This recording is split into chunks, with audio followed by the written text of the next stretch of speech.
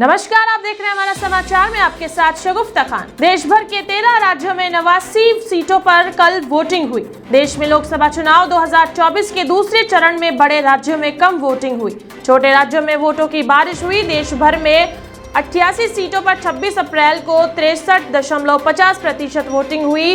कुछ राज्यों में मतदान का बहिष्कार हुआ, लेकिन बाद में मतदाता माने। त्रिपुरा में सबसे ज्यादा 80.32% वोटिंग हुई, जबकि उत्तर प्रदेश में सबसे कम 54.85% वोटिंग हुई।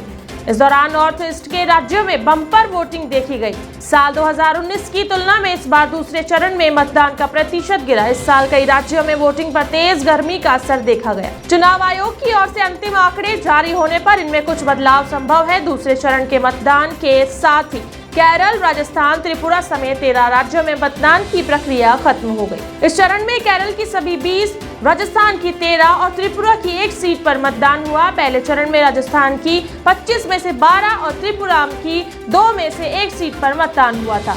इन राज्यों के अलावा पहले चरण में ही तमिलनाडु की 39 सीटों, उत्तराखंड की 5, अरुणाचल की 2, मेघालय की 2, अंडमान और निकोबार की 1, मिजोरम की 1, नागालैंड की 1, पुडुचेरी की 1, सिक्किम की 1 और लक्षद्वीप 1 सीट पर मतदान प्रक्रिया पूरी हुई।